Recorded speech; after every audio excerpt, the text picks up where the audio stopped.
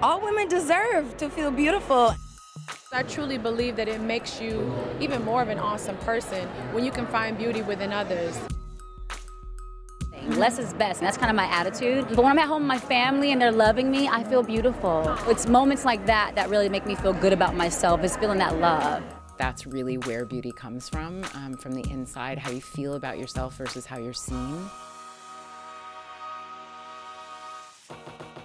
Hello, I'm Alicia Johnson, and I'm so excited that you're joining us for a raw and open conversation about how Black beauty is represented in 2021. We're going to take a look at where we are, the work that still needs to be done, and the people who are moving us forward. Speaking of those people, I am joined by Tasha Lako Brown, a Chanel makeup artist who boasts celebrity clients like Tracee Ellis Ross and Michael B. Jordan. Darian Harvin, a reporter who covers beauty at the intersection of politics and pop culture. And Tasha Nube, a Zimbabwean-born body-positive supermodel. Ladies, thank you so much for joining me. I've been waiting for a minute to have this conversation with each and every one of you. When you think of Black beauty in 2021, how would you describe it? Boundless. Oh, I like that. Boundless. Yes, boundless. I feel like with the connectivity that social media brings, where you can connect directly with the culture and you can take it all over the globe, and you're getting to see everyone's personal connection to their art, to their beauty, to their face.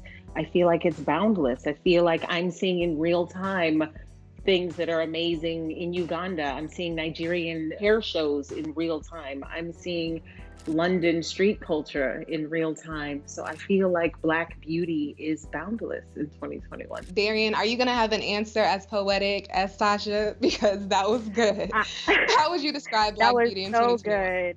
Yeah. I would describe Black beauty in 2021 as Black women doing whatever they want with their beauty. And it is so amazing and exciting to see, to witness, and to be a part of that. I would say it's barrier breaking. What are some of the trends that started in the Black community that you're excited about, that stands out to you the most when you get online or when you see them out and about? I know there's so many trends that have been started by Black people, and we just don't get the same recognition, which is very frustrating. I'd also say the nails, love that. That's definitely an aesthetic that is, I think it's just a trend that's kind of like gone all around the world, because even in Australia, that's also a trend. And I think just everything. I think every Black women really start everything. I can't lie. I think that we are the original trendsetters. I wanted to add to that, nail art is amazing. It's you can get millions and billions of views. Nameplates are amazing. Big hoop earrings are amazing. But I think the reason why I'm so in love with social media is because as Black women, we're used to being innovators and trendsetters. And then we see our culture regurgitated back to us and sold to us at a higher price. Like the little bonnet thing, my bonnet costs $2. Did you really just put a little sparkly pin on it and try to sell it back to me for $98? So wait, what? Where did you see that? Oh my gosh, is that a real thing? It's a real experience. It's a real thing. So it is a very surreal experience to see your culture regurgitated back at you. And when it's regurgitated back at you, suddenly now it's fashionable and it's cool. But for me, it was cool when it was just cool when I saw it in the street. That is why social media is so amazing to me, because it's no longer easy to strip our creative credit away from us. Let's talk about some of the celebrities who have been accused of blackfishing and cultural appropriation. So, blackfishing is when a non-Black person pretends to be Black on their social media by culturally appropriating Black features in an attempt to gain followers and attention. I didn't even know there was a word. In 2018, Kim Kardashian faced backlash online after she wore cornrows to the MTV Movie and TV Awards. When you see things like that, does it stir any negative emotion inside of you, or do you look at it like it's a positive thing, that these people see something that they like from my culture and they want to emulate it? How do you view it? I think that it's not that my feelings on it have changed, but my understanding of how it happens has evolved and has changed as I have started to get older myself because of my experience as a reporter. For me, we had a conversation at the beginning of this just about what we're excited about. And so I think that I do this balance of acknowledging and understanding the harm that cultural appropriation has caused on the, I think, image or the kind of the self-confidence of Black women and I think Black people, but I'm also really trying to focus on what we have made happen for ourselves in this space, despite the lack of recognition and despite the lack of emphasis around, I think, us being originators and creators of what we see on cable TV. I remember a few years ago, Kim Kardashian got cornrows or something like that. And then magazines and blogs were saying, oh my gosh, the Kim cornrows or the Kim braids. And it's like, Black people have been doing this for millennia, not even centuries, millennia. Like, this is part of our culture. And it's just very disheartening when you see someone else hijack your culture and get the accolades for it. I can tell the difference when someone cultural appropriation versus cultural appreciation.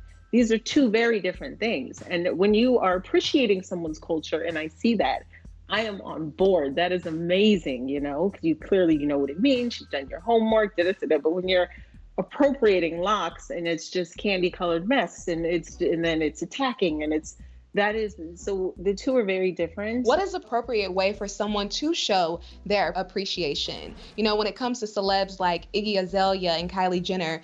I started from the bottom and now I'm rich. I got in my bag and I ain't looked back since. They're called out repeatedly for cultural appropriation. Is there an expectation for them to acknowledge where their look originated from each and every time they show it off on the gram? Is that what we're asking for, or what is it? What do we expect from these people? I expect authenticity. That's all, nothing more. I expect authenticity. I expect you not to wear culture as costume. And I think, and authenticity, authenticity is, again, it's something you can't buy. It's something you can't fake.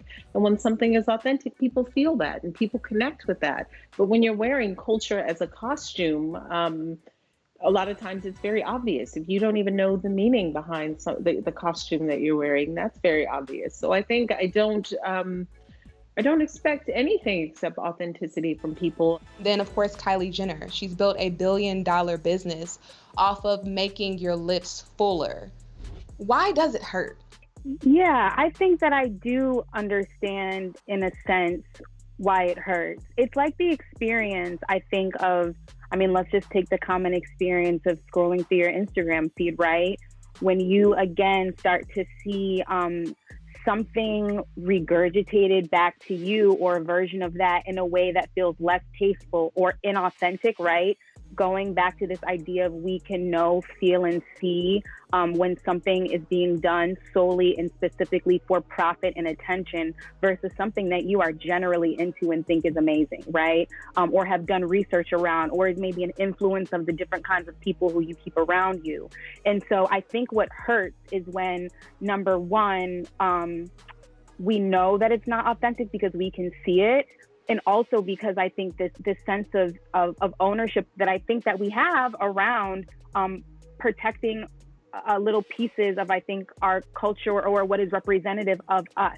It is so okay to be and to feel off or slighted or to have a reaction around seeing it, because oftentimes I think as Black women, we have not been praised. We have not been given attention for a lot of these traits or physical characteristics that we are now seeing. But I think that there is a resilience that you kind of have to develop by surrounding yourself around the images and the people that you do feel are authentic and a representation of you. I think that that's the way that you can personally combat it. I always try to just go back to the individual, because I think it's really important for us to remember that we are all, even as Black women, multidimensional, so different. I mean, we've all kind of talked about our different journeys with beauty individually, right? But I think that I have to figure out what my power and what my agency is so I can create what the opposite of that is, or what I actually want to see, so that I can start to give that and spread that around to the girl, whether she is 50 years old or she's 5, who follows Kim Kardashian. I agree with you. And I think two of the things that make me upset as a Black woman when I see the Kim Kardashians and Kylie Jenners get benefit or being, heralded as the leaders or the trendsetters for things that we as Black women have had forever is like, for example, with the big lip implants. As a Black woman, I remember feeling so insecure about my lips when I was younger, like, oh my God, they're so big. But now people are literally injecting and paying to have lips like mine. And so it's just frustrating seeing women that are not Black get praise for having Black features that we have been looked down upon for so long. Okay, you're benefiting off Black culture, but what are you doing for the Black culture? Hair is fashion. Fashion is hair. Hair is also a social statement, a political statement, and a way to own yourself. If I'm to be honest, before probably 2 years ago, I wouldn't have felt comfortable wearing my hair the way it is to work. Just to make sure that I'm like polished and clean, that's what I would tell myself, even though that was just the wrong idea to have. I think that we are such in a place that we have been through also this natural hair movement. Again, because of social media, we are, seeing people create and do things and start new trends literally around their hair, whether it is on the runway or if it's on Instagram Live. And I also think that there's a sense of rebellion here too for Black women. I think that for so long, or what you kind of grow up realizing is that no matter how you wear your hair, it's going to be politicized by the world. And so knowing that, I feel like a lot of Black women are just kind of like, I'm just going to do whatever I want. I'm going to wear my hair to the office this way. I'm going to wear my hair in this natural style. And so I would describe it as Black women really making their own choices and really going with their own instincts and, again, doing what they want with their hair. The thing that upsets me too is, especially when it comes to hair, Black women, we've always been made to feel like our hair is inferior. You go to work, oh, you can't have braids, or you can't have locks. It doesn't fit the aesthetic of the workplace, or whatever excuses they give. But then when it's done by someone else who's not Black, it's all of a sudden cool and acceptable. And I think that's where it's just unfair. A lot of Black women they had to press their hair out because of situations. That's why we have the Crown Act, right? Certain people would get fired because of their hair being natural or wearing braids. So it was it was more out of a necessity, not because we wanted to be more European. Straight hair is not exclusive to white people. That's not a Caucasian trait. You could be Black and have naturally straight hair. But my thing as well is Black women, because before this, I've been growing out my hair for the last a year or so. But before, I used to get a buzz cut, and it was just because I liked it. I liked the look on me, and it was just annoying because everyone thought it was a political statement instead of me just being okay with having a shaved head. It's always like, oh, are you like sticking it to white supremacy? Is this your way of, going against it? I'm like, no, I just like my hair short. Like, not everything that we do has to be politicized. That's why it's so important for us to kind of feel and control a little bit of not a little bit, but a lot of our individual images and the choices that we make, and knowing that, like, whether people decide that I'm being deep or not deep at all, I'm just cool with how I look, and I think I look amazing. Being inclusive for me always came second nature. I've applied that to everything that I've done because I see how women become so emotionally invested and they feel represented. They feel like they can see themselves on the shelves and the campaigns. Sasha, there has been some visible progress made when it comes to representation in the beauty industry. We've seen companies hire more diverse models to really reflect what the world looks like. A number of brands have expanded their products to include more skin tones, and we see more Black faces on magazine covers. But what are some of the necessary changes that you are still waiting to see, whether they're solely in the beauty industry or in society in general? I think the response to, where we're seeing Black women included in a lot of things, a lot of it, Black women spend, and I've said this from blue in the face, Black women spend 2 to 3 times more than their counterparts on beauty. So I don't want to not pretend a lot of it isn't a financial it isn't numbers based, because you're leaving money on the table when you're excluding Black women. I would like to see more Black women behind the scenes, involved more in the creation of some of these things. I want to see more Black creatives, more Black women in product development. And when I say more, I don't mean the one, because we're not all a monolith. It's not monolithic. We don't all think the same. We don't have the same ideas. I want to see different Black women with different perspectives in product development. There has been a lot of change, but I am always interested in seeing more change. And overall, I think that you don't have to look very far to see the change that you need as a brand, because the information is out there, and also you have a direct pipeline to your customers. You can, again, social media. What do you want to see? What is missing here? I need, and brands are actually responding to it. Your voice does matter. So those are the changes that I'm interested in seeing moving forward. Is just more Black women in general, in front and behind the scenes. As a user, as a follower of so many of these Black creatives who I'm now seeing and following online, is what is my responsibility a little bit as a follower to uplift where I can, show support, share, add something to my Instagram story, because I think that I don't ever want to settle or say this is just the way things are. Things are never going to change. I'm never going to see people who I think are talented get the recognition that they deserve. But I think that also I'm trying to use my agency and a little bit of like my own taste and sensibilities to really, in a little bit of my platform, just as a follower, right? To say, hey, I recognize you and I see you, and I see all the hard work that you're doing around your content. I understand what you're trying to do. I know that you're typing in these captions yourself. Like, you know what I mean? I think I really try to just have this real focus in this admiration and this energy that I think sometimes I really hope inspires, I think, creators and just people who I talk to and report on. I think that sometimes people will look at us and think that we're the cool ones, but I think I look at everyone else I meet and other people I meet, and I'm like, you're cool, And so I think I really try to instill that a little bit, and also I think that I am very much into this idea of like creating things that aren't just in response to whiteness, that aren't in response to white supremacy, that isn't always in response to racism. I think that as like when I see that from us, I think that is in fact just a natural form of resistance. I'm curious, help a sister out. Who are some of the brands that are created by Black women that you're currently using, or that you would recommend for us to use? If each one of you want to tell us at least one brand. At least one brand.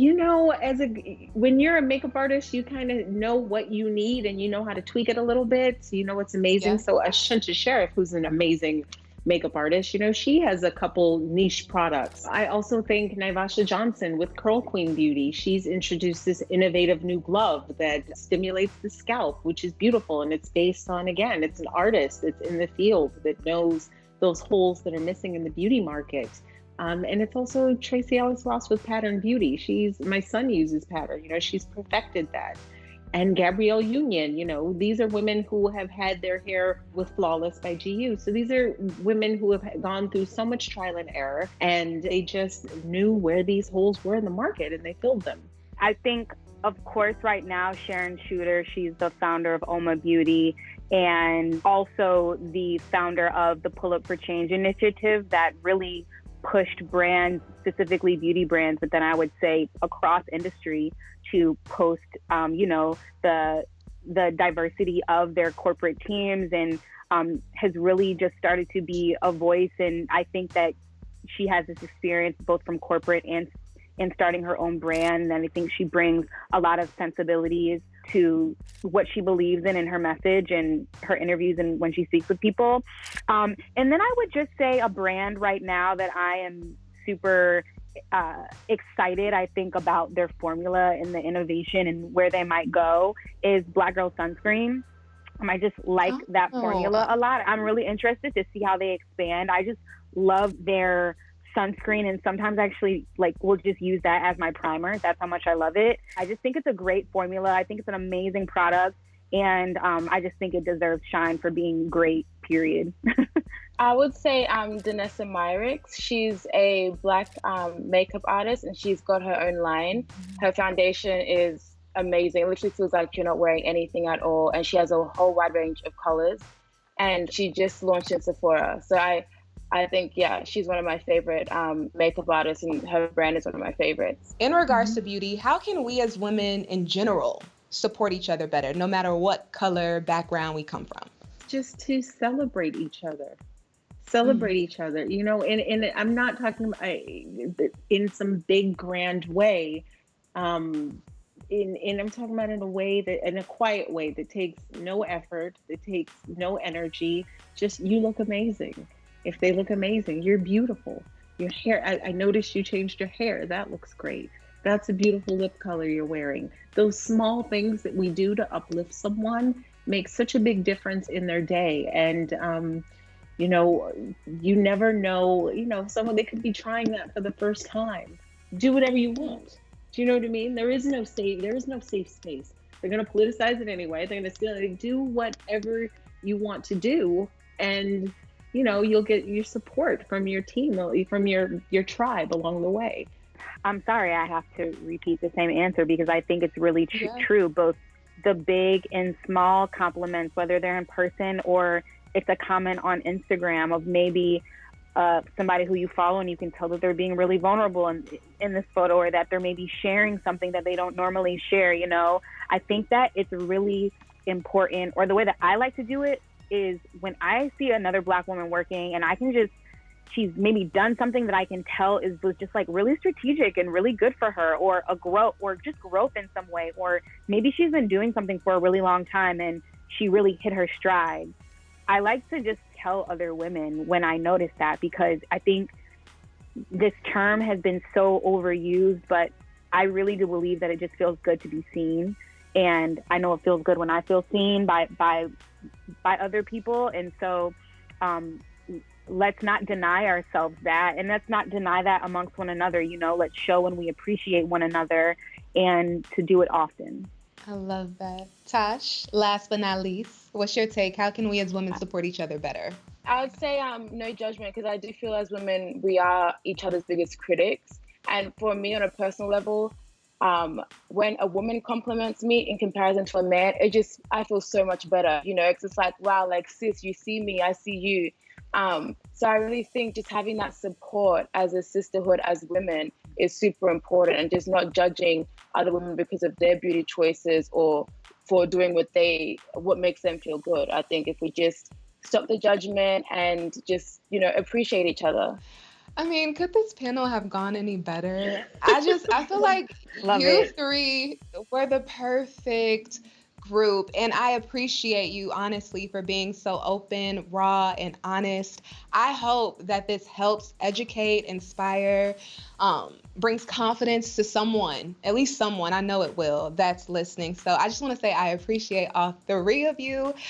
Tosh, Darian, Tasha, let's keep this conversation going. Make sure to follow them on social media. And for more stories celebrating Black beauty and style, stick with the stream.